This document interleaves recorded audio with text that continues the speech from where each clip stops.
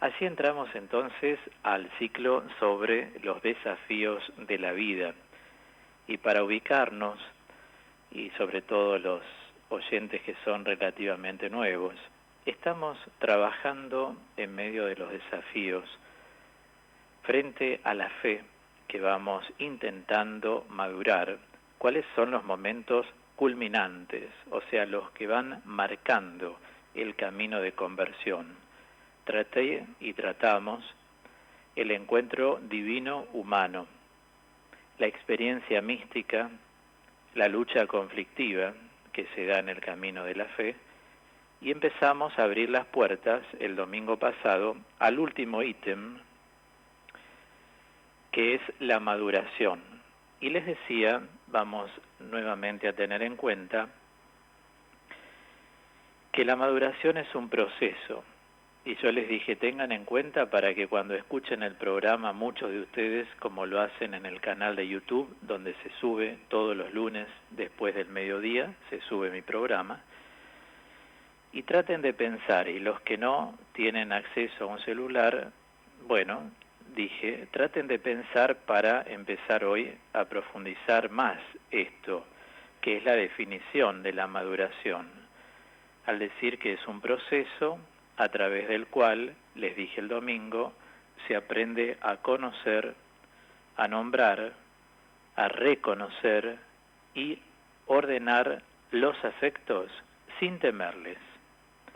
Analizamos un poco entonces esta definición. Proceso. ¿Qué es un proceso? Un proceso es un itinerario y por tal está compuesto de etapas. Fijémonos que somos seres temporales y por eso es que nos manejamos en las categorías de espacio y de tiempo.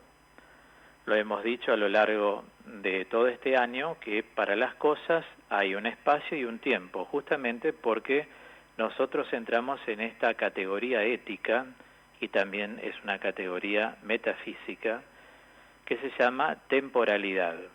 Existe, para que todos estén al tanto. Cuando se habla del tiempo, en filosofía de la naturaleza, que antiguamente se llamaba cosmología, se estudia el tiempo, se estudia el espacio, entre otras cosas, ¿no? Pero al hablar del tiempo, se nos enseña, y es muy aplicativo, que hay tres tipos de tiempos, voy a decirlo en plural. La temporalidad, la eviternidad y la eternidad. La temporalidad es el tiempo, o sea, la duración de los hombres, nosotros. La eviternidad es el tiempo propio de los ángeles. Los ángeles fueron creados, son seres espirituales para Dios y para siempre. Y la eternidad es el tiempo propio de Dios. Dios existe desde siempre, no tiene principio. Por eso se dice, como era en un principio, indefinidamente, ahora y siempre por los siglos de los siglos, cuando glorificamos a Dios.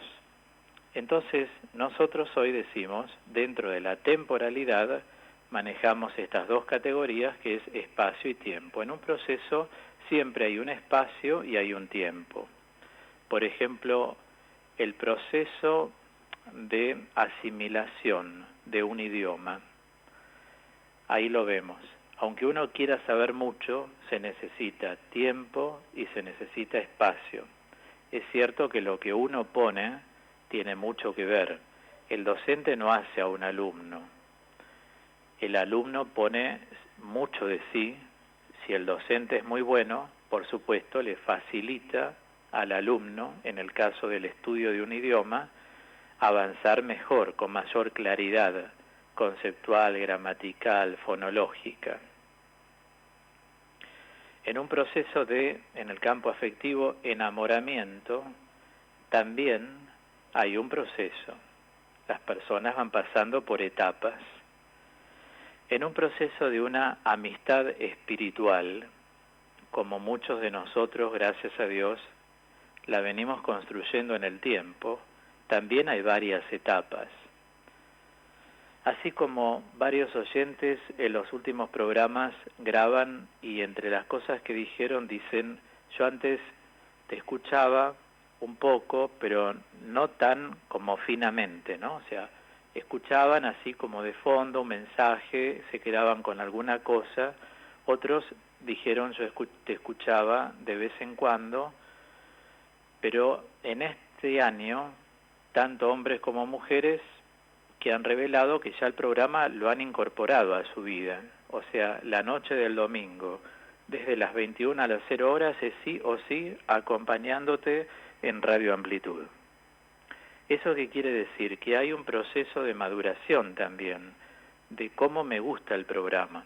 Y en la medida en que todos vamos estando, vamos permaneciendo, la duración cada vez se hace más prolongada y se van asentando los sentimientos, también entre ustedes y yo.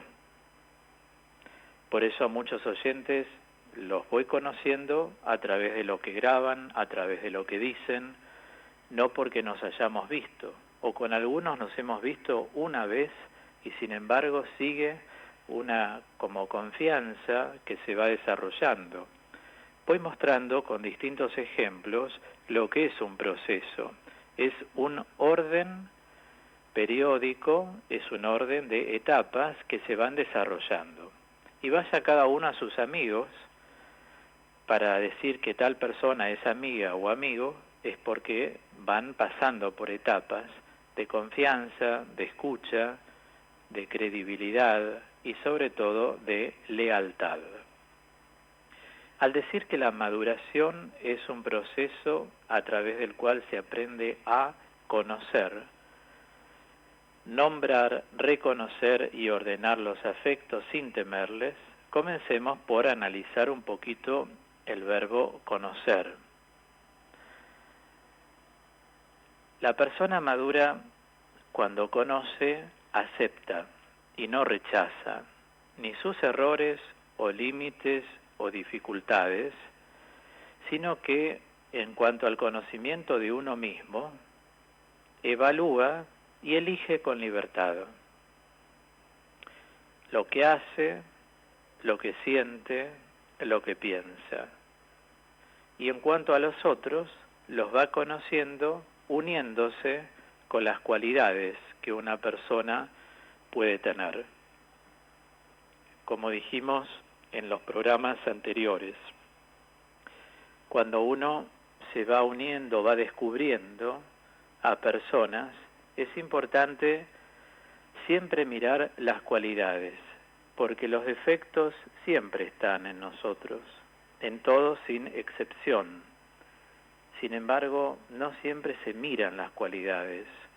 Cuando nosotros vamos por esa ruta, y es la de mirar las cualidades, allí vamos creciendo, ahí se inicia un proceso de maduración. En cambio, cuando uno mira con desconfianza, cuando uno ya pone en duda, ya se va generando una atmósfera que no permite llegar a las cualidades de una persona. Claro está que hay que darse un tiempo, si uno no encuentra ninguna cualidad, ¿para qué seguir ese camino? Pero digo, teniendo en cuenta eso que para mí está sobreentendido, uno trata de unirse con las cualidades y el resto lo deja, y es mejor dejarlo. O sea, la conversión exige un cambio de ruta, y el cambio de ruta no hay que hacerlo a medias tintas. El cambio de ruta hay que hacerlo definidamente, o sea, definirse por esa ruta. En cambio, cuando buscamos cosas del mundo, vamos viendo que el mundo es algo insulso en cuanto a mundanidad, porque no nos deja nada que nos ayudó a construir.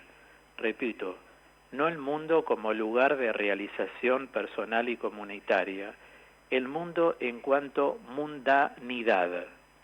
¿Recuerdan cuando yo les comentaba esto?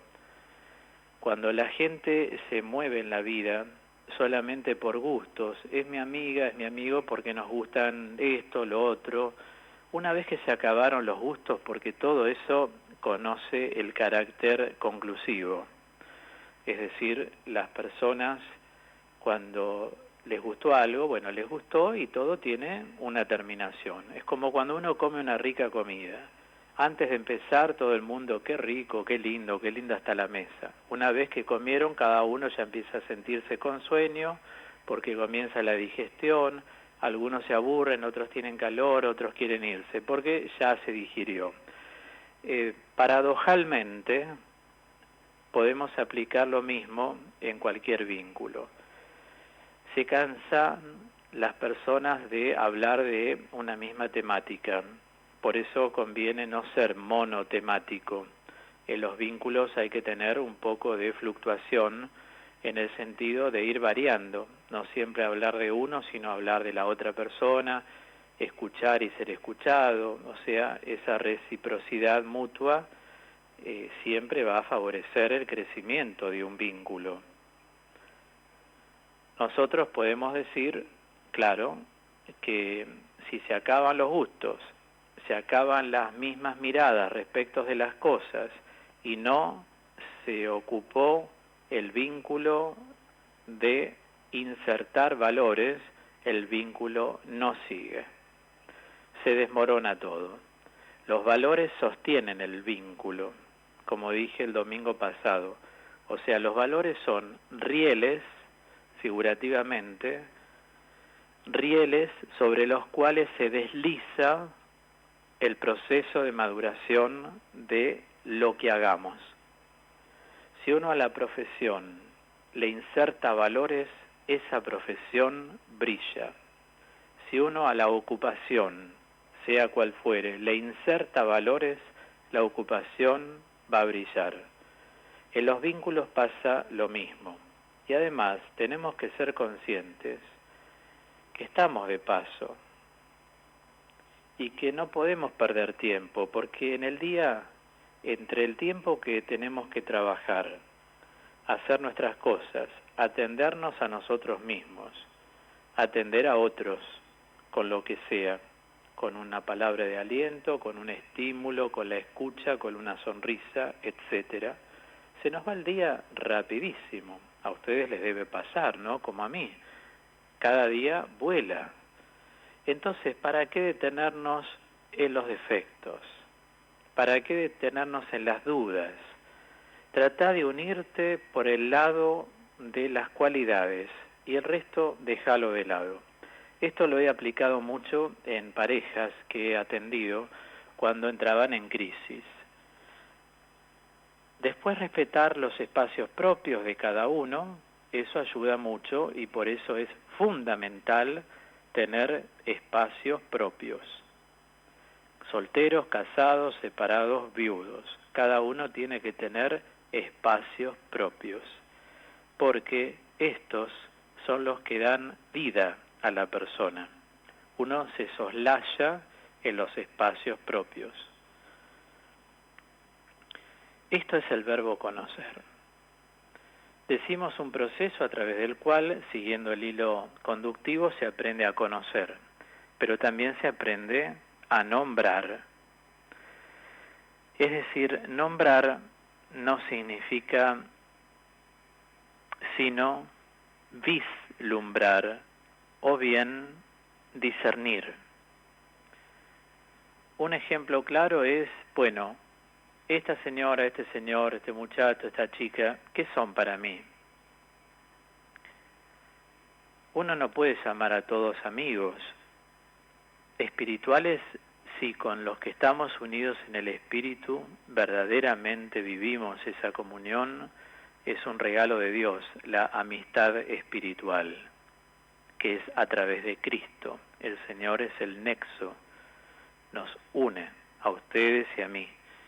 Ahora en el orden ya, digamos, más personalizado, no podemos decir que la señora de al lado es amiga, que la otra es amiga, o sea, tenemos que saber quién es conocido, quién es un vecino, quién es un amigo, porque si no tenemos esa capacidad para vislumbrar, o sea, para nombrar cada cosa por su nombre, podemos correr riesgos de resbalarnos muy frecuentemente, porque nosotros mentalmente no tenemos claridad respecto al nombre que ponemos a las cosas, o sea, no categorizamos correctamente.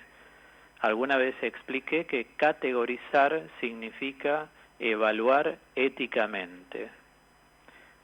Por eso uno tiene que saber quién es para uno un formador, quién es para uno un buen profesor, quién es para uno una persona de buena voluntad que da una charla. Hay diferencias, se imponen los niveles, y las diferencias no tienen que afectar a los que tienen menos nivel, sino tiene que llamarlos a reflexionar que deben ascender. Lo mismo sucede, ya que toqué el ejemplo del idioma. Cuando uno ve que alguien habla muy bien, lo que tiene que tratar de hacer es aspirar a hablar como esa persona habla, con esa pronunciación, con ese acento. No sentir algo así como celos. Paralelamente, en la vida de fe es lo mismo. Si yo veo que hay una persona cercana que es muy espiritual, u otra que puede ser muy hacendosa, no se olviden que tanto Marta como María son santas, es Santa Marta y Santa María, una muy hacendosa, la otra muy contemplativa, pero de los dos tengo que sacar ejemplo, porque ser hacendoso no cualquiera lo logra, hay que tener una voluntad a toda prueba para ser hacendoso. El hacendoso es servicial, y el contemplativo también, o sea, observar a la persona para darse cuenta cómo llega a ese nivel de comunión, de alianza apelmazada con el Señor Jesús a través de la Virgen María y de San José.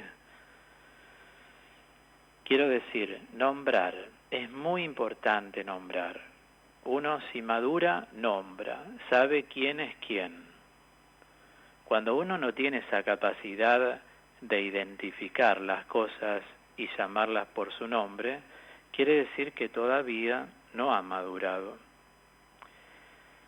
Esto es simplemente una interpelación, es decir, al hablar del proceso de maduración, tenemos que observar que si para nosotros todo es igual, quiere decir que dentro de nosotros no hay un crecimiento. Porque digo, el nivel se impone. La profesionalidad se impone. Cuando llamamos en una ocupación, ¿no?, a un plomero, uno se da cuenta enseguida cuando un plomero sabe, porque sabe por dónde entra, escucha o trae un aparato detector de sonidos por dónde está la ruptura y empieza desde el lado que tiene que empezar. La prolijidad, todo, ¿no? O sea, uno sabe quién es quién, no te puede dar igual todos los plomeros, uno sabe que tal plomero es efectivo. Y lo mismo sucede en todos los ámbitos de la vida. Por eso es importante en nuestro proceso de maduración, uno puede decir, bueno, todos mis sobrinos son iguales. No, no son iguales, porque hay sobrinos que son más carentes de afecto, hay otros que son menos carentes de afecto, algunos son bravos, no vamos a decir que porque son sobrinos son todos muy buenos y excelentes, ¿no? Eso es lo más idílico que conozco cuando la gente, todo el mundo, no, mi hijo es mi hija y es lo máximo. No existe eso, por favor, es muy importante confrontarse con la realidad. En algunos casos, claro que será así, pero cada uno piense que estoy hablando en plural, no en particular. Uno ve hijos que no se comportan bien con los padres. Uno ve gente que ha hecho cosas como firmar un testamento y después de ese momento la persona a quien lo está beneficiando nunca más aparece en la vida, solo cuando muere. Pero la diferencia legal, ya que pasamos por aquí, es que el testamento uno lo puede revocar en el momento que quiere y desheredar a una persona. En cambio, si le cedió un bien, no. Pero el testamento jurídicamente siempre ha sido lo más creíble, sobre todo cuando está hecho por escribano público nacional. Es un acto jurídico. Entonces digo, el testamento tiene valor siempre post-mortem, pero hay personas que por ahí les firman y no piensan, firman y no se dan cuenta. Yo he estado en tantos geriátricos en una época de mi vida, y más de una vez las personas me decían, mayores, no me viene a ver mi sobrina, yo le dejé la casa, no me viene a ver mi sobrino, yo le dejé esto, claro. Le dejaron, ya está. Cuando largan la firma, ahí se bloqueó todo. Esto en casos de personas que están solas. Es distinto el caso de personas que son consecuentes, que realmente atienden, que acompañan un proceso.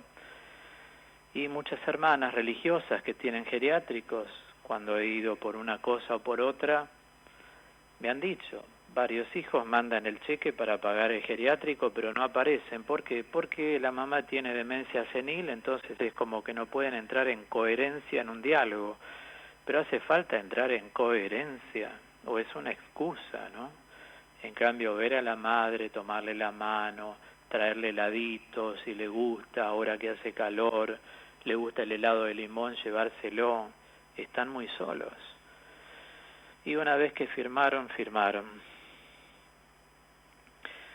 Bueno, entonces, ¿qué hay que hacer? Nombrar.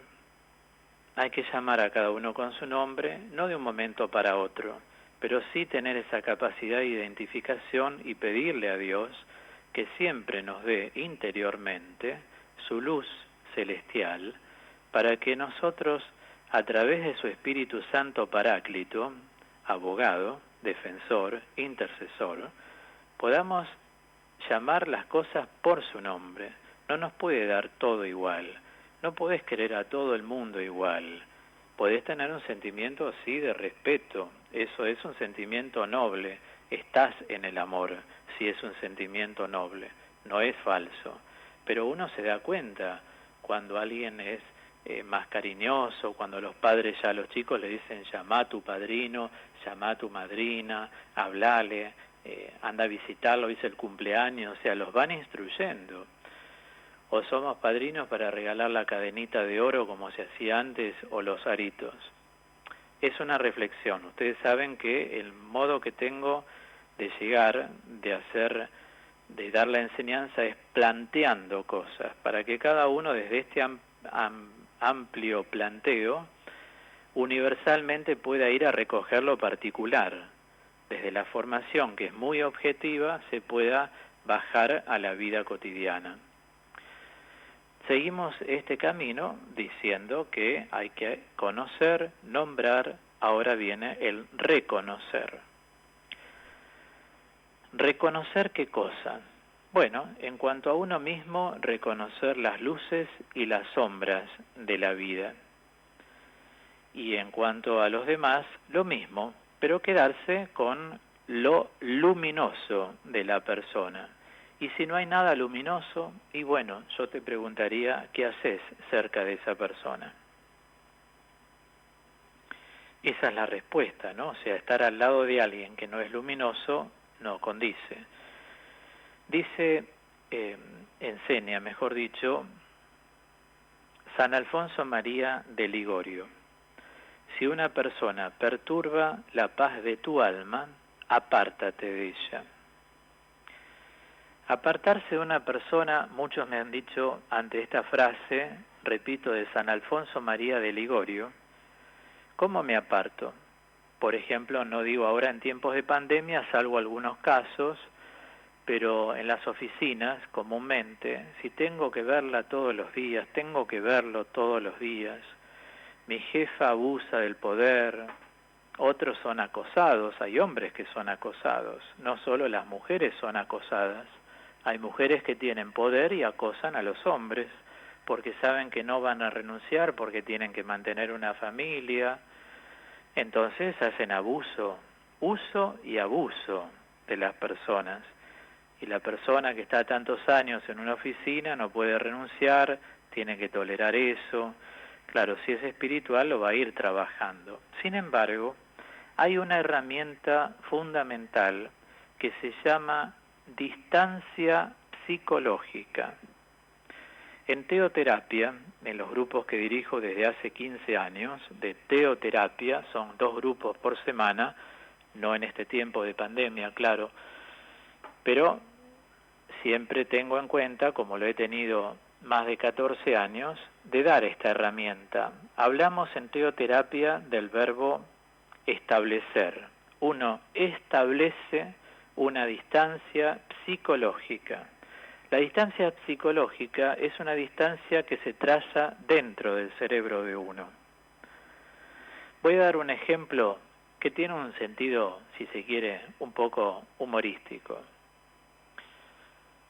Ustedes tienen un vecino en el ascensor o una vecina que no les gustaría encontrarse en el ascensor. Ya está la de no sé qué piso. ¿Vieron cuando habla la gente así? Lo digo con buena intención. Me tengo que encontrar con este que grita, con aquella que no sé qué, con este que... O le tenés miedo a esa persona. Cuando vos trazás distancia, porque estableciste en tu mente esta distancia psicológica, tu mirada va a ser una mirada muy libre, muy suelta, porque vas a ver a esa persona y lo que menos vas a sentir es rechazo, o tampoco vas a sentir, desde ya no vas a sentir atracción, pero tampoco miedo, porque hay un cambio tuyo mental que has efectuado, y en todo proceso de maduración se tiene que dar. Si está, si no está, no me interesa. Es decir, ya estás madurando, sos una persona que sabe bajar las escaleras aunque no tenga luz. ¿Se entiende lo que digo, no? Pero esos son cambios que tiene uno que ir haciendo en el cerebro. Por eso digo, es cambio de ruta cuando uno sigue a Cristo. Es un cambio de ruta desde la formación, porque es la mente de uno que va insertando nuevos elementos que antes desconocía, y uno empieza conductualmente a ser distinto. A ser distinto, y la pauta de que es bueno ese camino de conversión es la paz y el bienestar que uno siente como experiencia de Dios en el alma. Justamente no siente lo otro, lo opuesto a esto, sino que siente paz y bienestar. Va dando seguridad esa presencia de Dios en el alma, porque la verdadera formación, lógicamente, sana el alma. Entonces el alma está como inflamada de la presencia de Dios.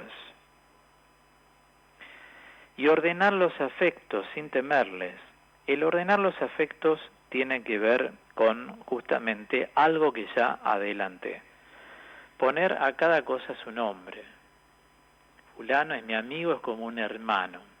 El otro es vecino, el otro es un compañero de fútbol. El otro es un conocido del natatorio. Tal persona es una muy buena vecina. A cada cosa vos tenés que descategorizar a veces, como nos pasa a todos, descategorizar para categorizar.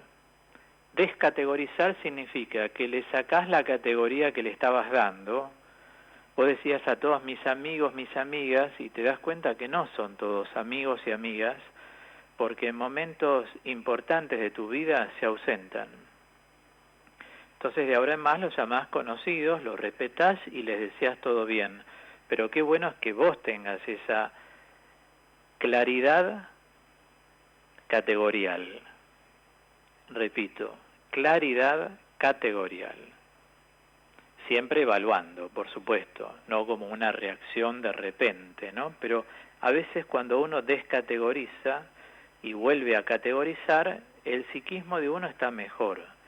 Si no empiezan los lamentos o aparecen los mártires sin palmas, que son aquellos que dicen: yo le regalé tal cosa, yo hice tanto, yo lo atendí o yo la atendí, yo le di mi tiempo, dejé tantas cosas por él, dejé tantas cosas por ella. Bueno, si lo hiciste es porque quisiste, es decir, no hay que lamentarse. Por eso digo, mártires sin palmas en las manos, parece que no tienen el premio, ¿no? Entonces, ¿de qué manera vos realmente amaste?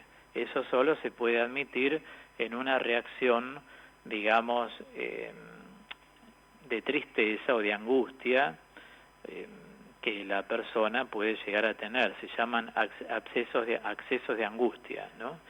Es decir, como una reacción y nada más. Pero las personas que reiteradamente dicen, yo que le di, yo que esto, bueno, si se lo diste, uno sabe que cuando da, lo que da, lo da y ahí se tiene que sentir feliz y desprenderse. Diste tu tiempo, lo diste. Diste un clip, lo diste. Diste un perfume, lo diste. Diste tu consejo, lo diste. Te encargaste de hacerle el bien, lo diste. Estás acumulando riquezas en el cielo, como dijo Jesús. Acumulen riquezas en el cielo. Verlo así, no importa si nos devolvieron con la misma moneda o en este momento se dieron cuenta o no. No importa eso. Pero como dice el Señor, por los frutos se conoce el árbol. El domingo próximo, en este bloque de los desafíos de la vida, vamos a seguir trabajando el proceso de maduración. Espero de todo corazón que todo este aporte formativo de hoy les esté calando hondo el alma y los lleve a una reflexión muy clara de la vida. Ese es el fin que persigo. Cerramos este bloque valorando lo que va a ser el final, el encuentro definitivo con Dios, que todo lo que hacemos lo hacemos para estar en una muy buena comunión con Dios ahora y gozarnos en la eternidad.